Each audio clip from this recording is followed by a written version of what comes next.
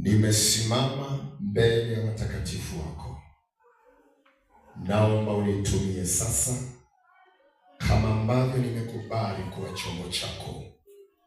Unalo jambo tena la kusema na kanisa lako, lakini una jambo la kusema na Watanzania, una jambo la kusema na walimwengu, dunia nzima. Unalo jambo la kusema na watu wako Baba.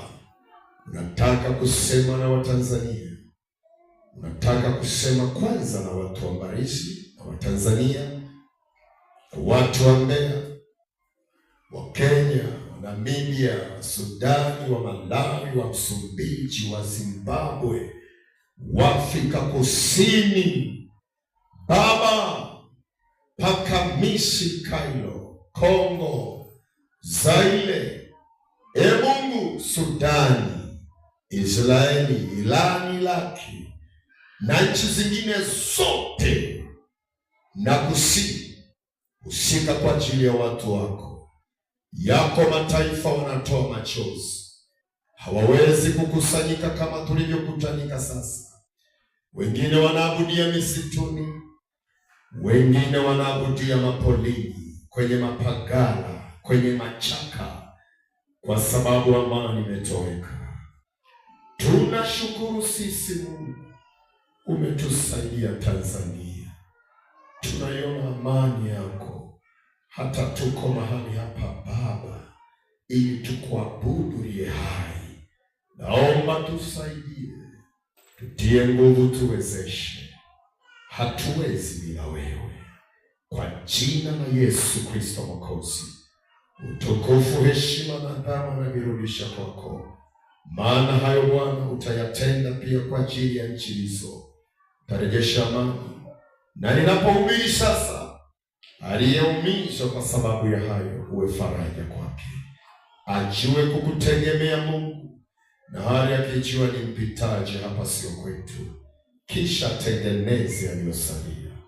Kwa damu ya Yesu Kristo Mwokozi. Amen. Haleluya.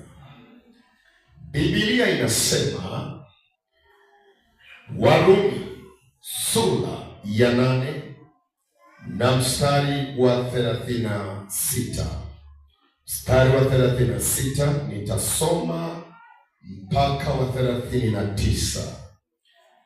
Biblia inasema hivi: kama ilivyoandikwa ya kwamba kwa ajili yako tunauawa mchana kutwa. Narudia tena, kwa ajili yako tunauawa mchana kutwa. Tumehesabiwa kuwa kama kondoo wa kuchinjwa. Lakini katika mambo hayo yote sisi ni zaidi ya washindi kupitia kwake yeye aliyetupenda. Kwa maana nimekwisha kujua hakika ya kwamba wala mauti, wala uzima, wala malaika, wala wenye mamlaka, wala yaliyopo, wala yaliyokuwapo, wala wenye uwezo, wala yaliyo juu, wala yaliyo chini, wala kiumbe kingine chochote hakitaweza kunitenga na upendo wa Mungu ulio katika Kristo Yesu Bwana wetu. Amen. Bwana sifiwe. Huyu ni Mtume Paulo, anaandika waraka huko Warumi. Na wakati anaandika Paulo, wakati amepitia mambo mengi yaliyomzonga. Kumbuka siku moja wamefungwa gerezani, akiwa yeye Paulo pamoja na Sila. Walifungwa gerezani kwa sababu ya Injili. Kwa hiyo, na wakati mwingine wamechapwa fimbo nyingi kwa ajili ya Kristo Yesu. yaani viboko 40 kasoro moja. Na viboko walivyokuwa kitandikwa vilikuwa sio vya mchezo, vilikuwa ni viboko ambavyo kule mbele vinakuwa na nani tatu hivi, vinakwenda, unasema pacha tatu, zinakwenda na pacha tatu mbele, halafu vinakuwa na kama ndoana mbele huku na kama miba. Wanaposema fimbo moja anachapa cha limehesabika moja, 40 kasoro moja. Wakati mwingine amechapwa akiwa amevuliwa nguo. Watoto wanyamaze tafadhali. Anachapwa akiwa amevuliwa nguo, hana nguo, viboko vinamramba.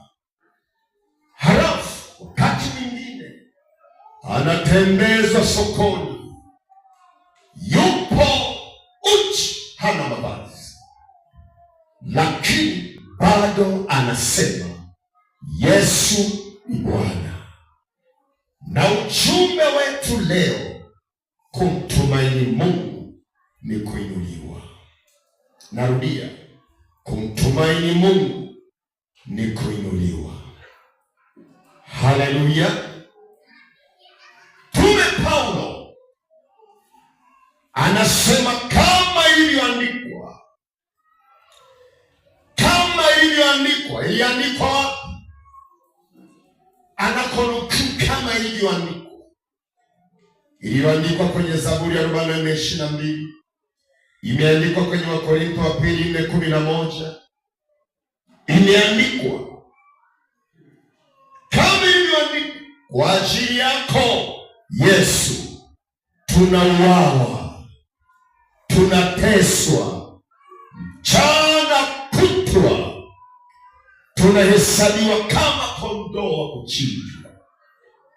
Kwa ajili yako, kama kondoo wa kuchinjwa, kutwa.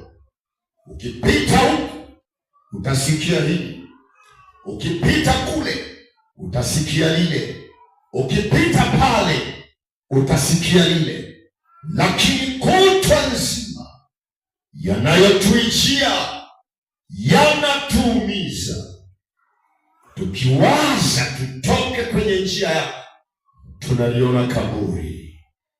Na sisi sasa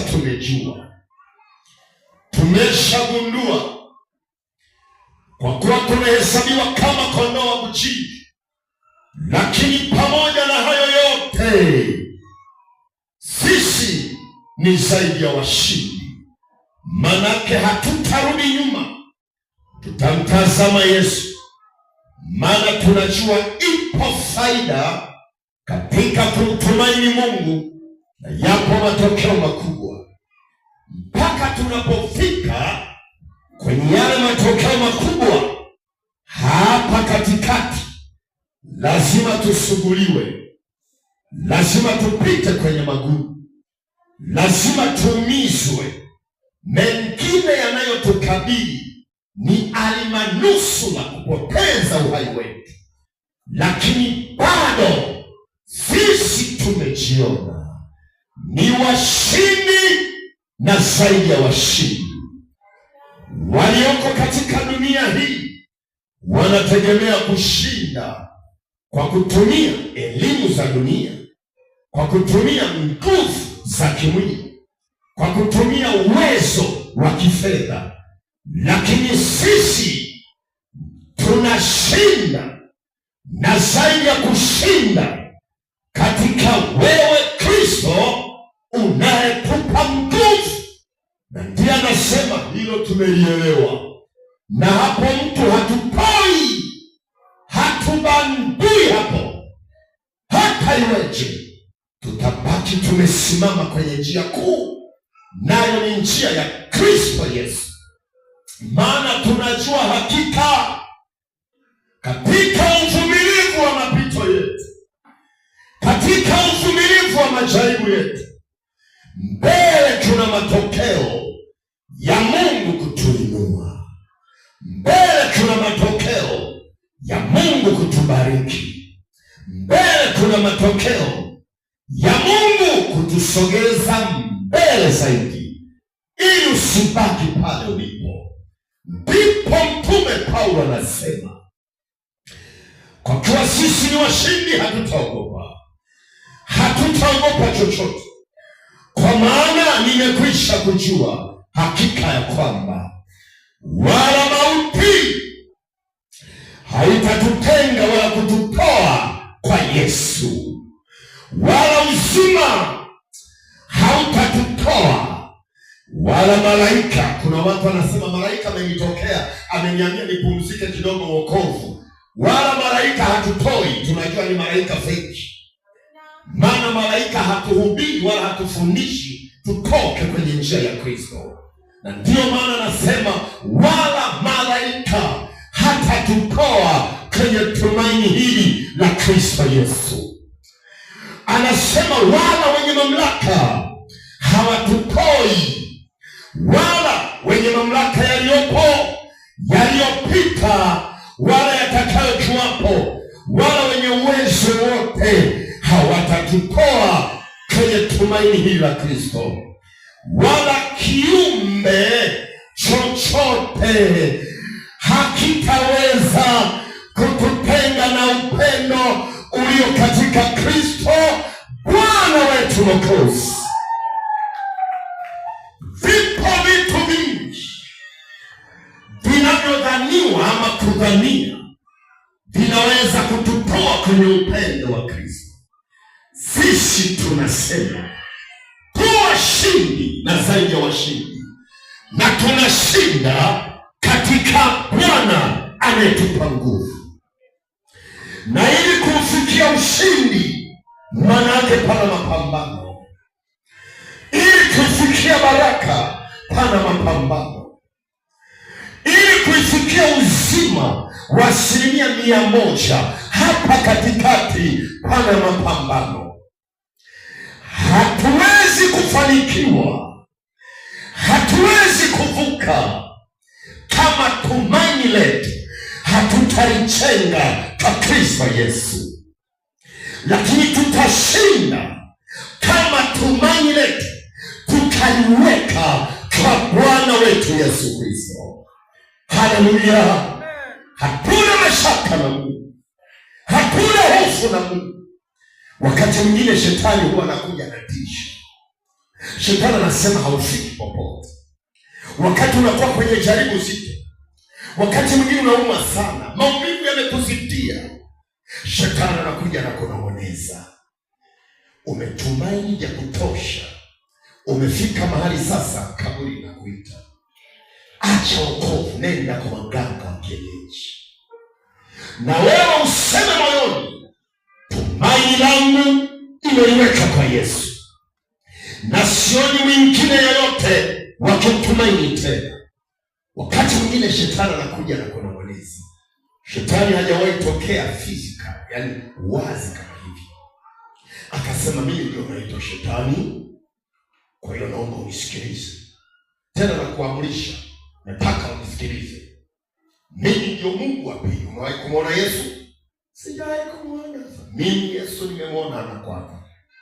Nilikutana naye kule mlimani, halafu nikampa majaribu matatu, akanijaribu kunishinda, lakini nimekuja kwako sasa. Wewe hujawahi kumwona Yesu. Hii tatizo napambana nalo, hautavuka. Halafu anakuambia, vijana wale wanasema hautoboi, manake hauvuki ng'ambo ya pili, hautavuka ukuta huo, utakufa.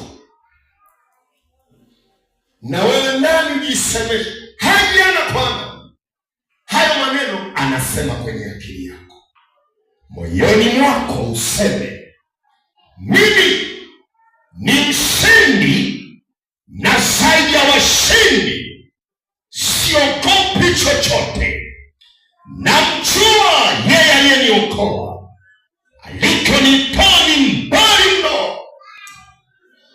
Kama sio yeye, mimi ningekufa. Kama sio yeye, ningepotea